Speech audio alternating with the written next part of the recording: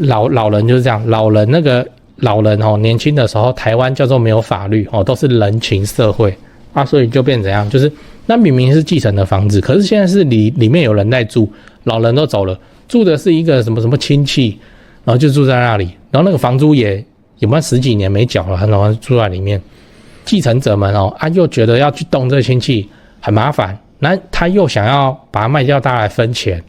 然后就这么搞，谁有办法来处理这个僵局哦？那个房子就会便宜卖给他，就都是这样哦。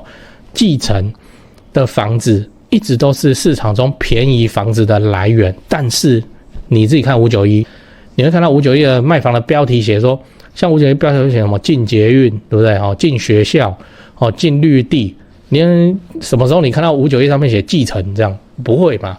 好，那继承的房子都去哪里了？都被投资客吃掉了哦，真的。继承房产如何左右房地产走势，影响的真相揭露哦。先说结论，继承不太会影响到房地产市场，不会，真的不会。那个讲八卦的时候，我再讲给你听啊、为什么不会？因为这些被继承的房子通常都有屋龄啊，然后什么40年、50年的老公寓啊、透天啊，然后又在比较偏僻的地方哦，所以通常会是放着这样。嗨，我是买房阿元，订阅买房阿元。我先祝你老了有房也有钱哦。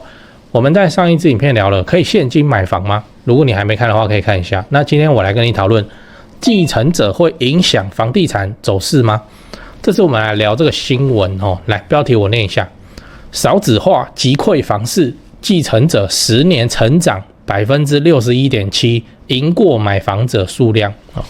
专家说，2026年脱离人口红利期。简单讲一下这个内容，就是说台湾的建物继承移转量近10年成长率高达60%。简单的说，就是台湾迈入高龄化社会，然后子女继承的房子的数量越来越多。预计在2026以后，这个成长率才会一路下滑。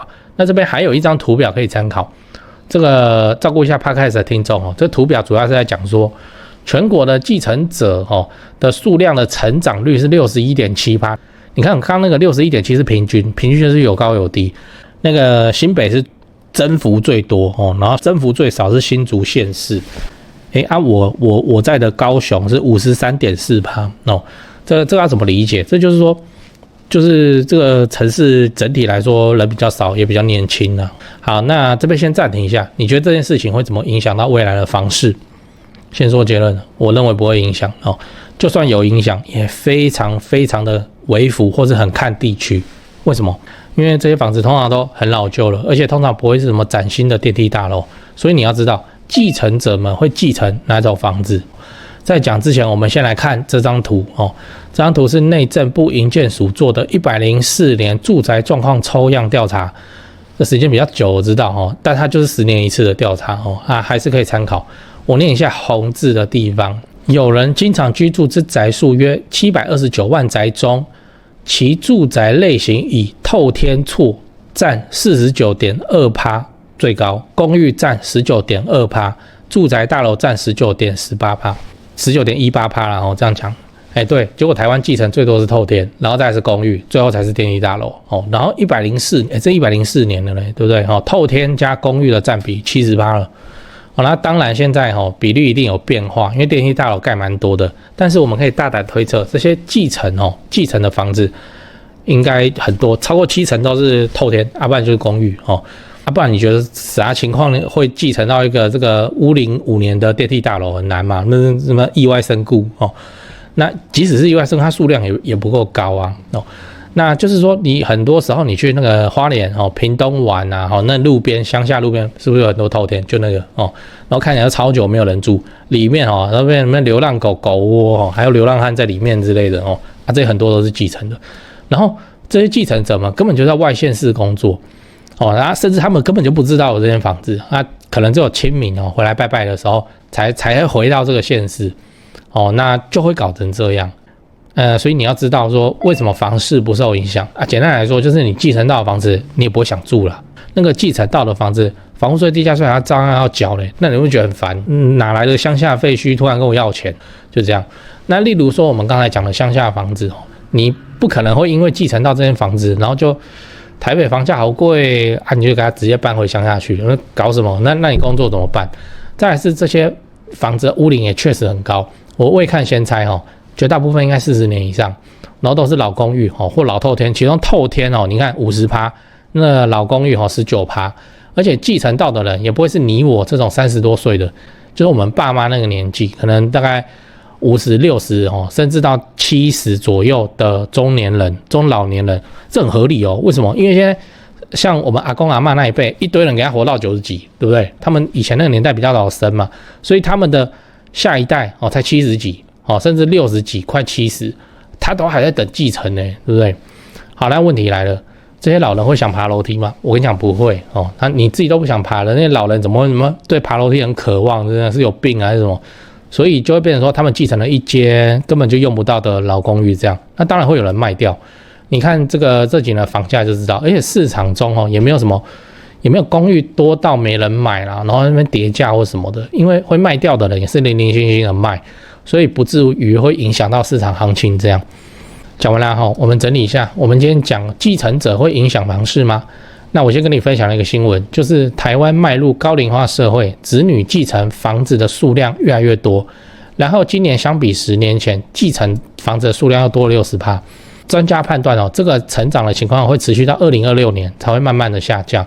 我对这件事情的看法是说，这些继承的房子不至于会来影响房地产市场，因为大部分被继承的房子都是很老的公寓或透天，这都有数据支撑数据支撑，就透天大概就是继承的50%都透天啊，怎么会是市中心的那个捷运旁边的大楼透天店面？哪有那么好的事绝大部分都是站在乡下路边那个奇怪的透天，那很偏远的地方啊，要卖也不好卖，他们也怕会讲闲话，什么父母刚过世，房子立刻卖掉，什么有没有？所以大部分都这样继续放着，因为他卖也卖不掉，你知道，就那放着卖也卖不掉。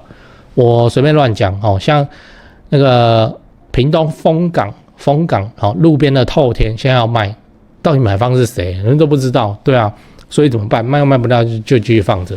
那你说那个它怎么样影响整个房地产的市场？不会它影响不到农16美术馆新湾区嘛？就是说我们这几年并没有看到什么公寓或透天被大量抛售到市场，就没有然后搞得房子很过剩，然后房价还下跌，就没有嘛，对不对？这证明了，就算有人继承要房子马上卖掉，那也都是很少数而已，不至于会影响到整个市场。对这几件事情先讲，不然怕忘记。就现在不是房地产吹冷风嘛，这已经是事实了。那我自己的观察是这样跟你分享一下。先说台北台北市、新北市。那台北目前依然持续在成交那成交的行情没有特别的高，也没有特别的低，就行情这样。只是说现在的买方分布已经变成说 50% 是自住换屋那 50% 是财富传承，投资客几乎都离开台北了。那我想这个也不赖嘛，就没有投资客在那边恶性炒作那前面讲到那个 50% 自住换屋很重要的考量就是小朋友的学区所以蛋黄依然非常坚挺那 50% 的财富传承那财富传承讲的就是就天龙人嘛有钱的天龙人，那通常都是怎样？长辈就是看生几个小孩，然后每个小孩一人帮他们买一间这样要给小孩的这种属性，所以他那个也没有要投资，也没有要炒作啦，就是保值就好财富传承那你有钱，你要放在全台湾最顶尖的房地产市场来自住换屋或是财富传承都可以只是说现在成交在4500万以上已经是目前的常态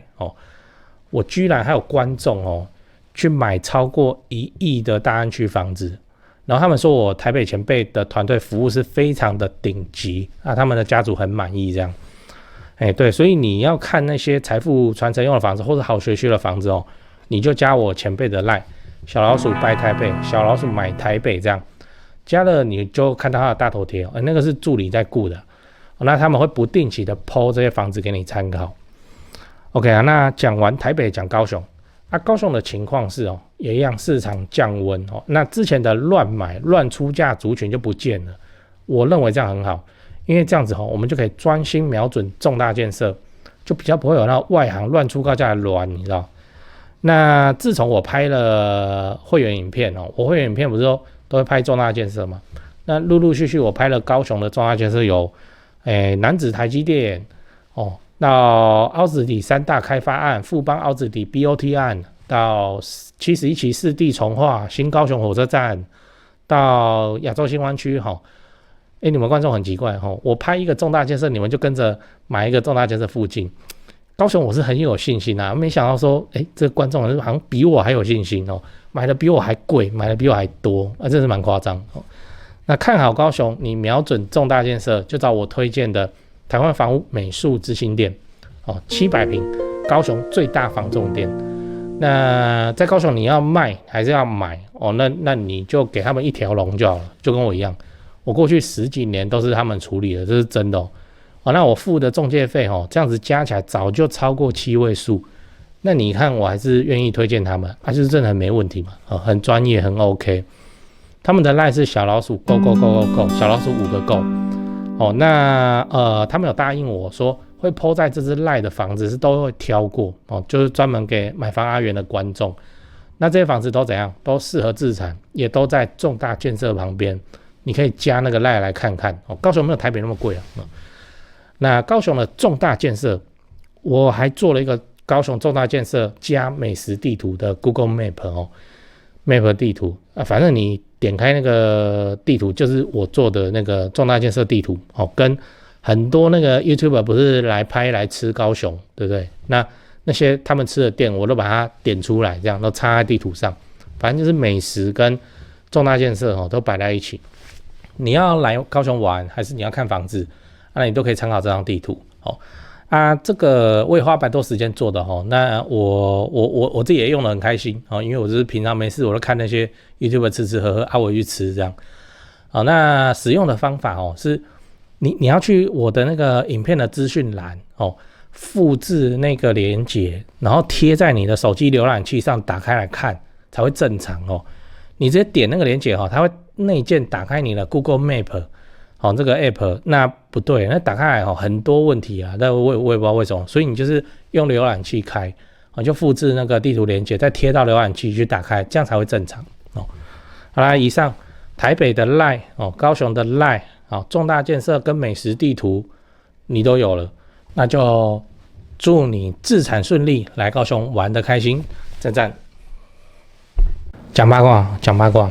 我这是蛮八卦的哦，就是说继承哦是便宜房子的来源哦，我遇过好几次。这东西是这样哦，为什么我这么斩钉截铁说继承不会影响到房地产市场哦？还有一个很重要的原因，但有点邪恶算了，我把它讲一讲，就是说，因为如果是个有价值的继承的物件，那会被投资客直接抄掉哦，就这样，根本没有机会到591哦，就会被投资客直接买下来。所以说你这种房子好，你爱抛你还抛啊哦，那你抛出来 OK 就被投资客吃掉。那投资客吃掉哦，他因为现在的税制的关系，所以他也不太会什么买来装潢整理就卖，这样有45%啊。我知道有些会赚这种钱，但是这就是他比较缺钱哦不然的话大家都是倾向开始这大家都是放哦，大概放先出租，然后3年5年之后再说。所以一旦继承房子然后被投资客吃掉，它又会消失3-5年才会出现在市场上，而且这是投资客的房子你要它之后拿出来卖便宜，怎么可能？它一定是好好装潢那个水电重拉什么有的没的，弄得好的，然后出来卖行情以上，因为它是全新装潢就是这样。所以这个怎么会去打击房市呢？不太会去打击房市因为那个投资客现金充足的投资客真的是他们买这个东西不贷款的。我遇过好几次来讲故事给你听。那如果你有加我的频道会员，我日后会拍给会员看怎么去接触这些继承的房子继承这便宜房子的来源反正有含金量高的东西，我就拍在那个会员频道那当做会员服务这样。所以加我的会员这个很 OK。目前含金量还没有被人家靠北过那你加入会员，我过去的影片你看一看，重大建设那些技法都还可以那我们回来继承到的房子大概有两个重点第一个便宜不整理第二个急他们很急这个我说明一下便宜不整理是说继承往往会扯到什么东西吃分哦，就没有那么干净了。什么屋主只有一个人，那个一个老人过世了以后，他可能底下3个兄弟姐妹，好，那就是大家都吃分，就是继承者的吃分哦，那是走民法的相关规定。好，那你持分就很乱嘛，此时就有什么问题？就是说，谁要花钱去整理那间房子？不会有人要花钱去整理这间房子，即使你继承到，你也不会花钱去整理。为什么？所以整理的钱谁出？大家一起出。兄弟姐妹的感情那么好哦，就是这样等份除下去，大家都愿意出，很难啊。凡是就你没办法花钱去整理啊，没办法啦，就是没办法。为什么？因为那又不是完完整整你的房子。如果今天产权100%就在你身上，那你去整理了，可就不是嘛。那就是什么哥哥的，然后弟弟也有。我要整理这间房子来卖个漂亮价钱，还要跟大家拿钱，就麻烦。所以那些继承的房子通常怎样？放生不整理，就给它放在旁边，真的是这样，放生不整理，所以就怎样便宜卖。而且呼应第二点他们很急，为什么要分钱？这件事情是这样你看假设我乱讲啊，你跟你的妹妹好了，你们来2个人继承到一间房子，来，你继承了一间房子，你们2个都有持分，谁拿这间房子都不对，对不对？都是准备吵架的。最公平的做法是什么？赶快卖掉分钱，就这样那被人家讲说什么不好，在那边卖，你管他的。最佳解会变成这样，卖掉来分钱，那也没办法2个人掏钱来整理。你说我有房地产专业，我看一看我们继承到的这一间我们要是花个150万我们整理以后，我们拿出来卖，可以卖这附近同区域的同类型的房子里面创新高价。好，那我出90，你出90，好，钱拿来吧。干，怎么可能？不可能啊！继承来的房子是怎么样？废墟就废墟，就废在那里，然后就直接挂卖，然后就卖得很便宜，因为就是废墟，也不会去整理。然后他们急什么？急着分钱，不然一间房子空在那里。你说，那房子空了不要卖啊，我们可以收租金啊，对不对？好，来，谁去管理？你去管理，然后你妹妹平白无故就这样跟你分，还是你妹妹去管理，平白无故你还分那个租金怎么做都不公平。我说真的，所以继承到的房子很容易会遇到个情况，就是把它卖掉，然后分钱。好，把它卖掉分钱，投资客就上了对不对？为什么？因为自住不会看这些房子。我们现在不要想说是乡下什么，我刚刚的举例什么枋寮、丰港路边透天也没有那么惨，有些还是在老旧市区那种房子废墟啦，没多啦，那个都是投资客去把它吃下来，因为它就是废墟，甚至老人是在里面走的。那这怎么处理？这投资客才敢处理自住客听到心里都毛毛的，即使它便宜他都不敢买，很麻烦。那我遇到的麻烦还有一种情况，就是说老人就是这样，老人年轻的时候，台湾叫做没有法律都是人情社会所以就变成怎样，就是那明明是继承的房子，可是现在是里面有人在住，老人都走了，住的是一个什么亲戚，然后就住在那里，然后那个房租也有没有10几年没缴了，然后住在里面，继承者们又觉得要去动这个亲戚很麻烦，那他又想要把它卖掉，大家来分钱，然后就乱搞，谁有办法来处理这个僵局那个房子就会便宜卖给他，就都是这样继承的房子一直都是市场中便宜房子的来源，但是你自己看591，你会看到591的卖房的标题写说，像591标题写什么进捷运，对不对？进学校，进绿地，你什么时候你看到591上面写继承这样？不会嘛？好，那继承的房子都去哪里了？都被投资客吃掉了真的，为什么？投资客花钱整理，然后干干净净的产权，然后该出租，该卖掉，就会变成这样。所以继承是一个很稳健的便宜房子来源。我说真的，那这个稳健有多稳健呢？每年都有，甚至每天都有。戴叔跟我讲最夸张的是那个武汉肺炎以后超夸张，对，突然继承案件大量的抛出来就是那一波那个 COVID-19 就带走很多老人嘛就是这样，然后继承又疫情，然后大家又要赶快卖掉分钱，就我前面讲的那2个，就是投资客的盛宴就毛起来狂吃那些房子后来有被拿出来卖吗？很多也没有，几乎也没有，到现在还在放就这样收租收的好好的，干嘛要急着把它卖掉？对啊，所以继承本来就是一个市场中的流派那你怎么去接触到这些继承的房子？我有一些门路，其实讲起来不是什么门路就你在房地产做久，你自己就会知道那未来有机会，我拍完，我给那些前辈检查完以后不会惹事情，我就把它拍在会员影片里面怎么去接触到这些继承的房子，然后很棒这样真的是很棒，真的是这是他妈的便宜，那个便宜到是你买下去是无敌的。我还干过一件事情，就是买来之后干嘛？然后那时候我也没钱整理，我也不会整理就给它放着，就这样放会怎样？不会怎样反正那种房子的价格是你买下去你是无敌的，因为你买那个也是要实价登录，然后完全扯同社区后腿，因为它就是个继承来的房子，大家急着卖，继承者们没有人要出钱整理。我讲起来有点凌乱总之你知道我要讲什么，就是继承到的房子对继承人来讲，那都要意外之财。意外之财就是赶快拿到手上再说，不要在那边跟兄弟姐妹那边黏黏糊糊，那边讨论来讨论去，谁拿都不公平那就是卖掉分钱，这样最公平。那谁会立刻去吃这种房子，然后都可以不讨论的，就投资客所以投资客市场中一直也有一派投资客专门吃继承专门什么从化区什么的跟他都没关系，反正他就吃继承。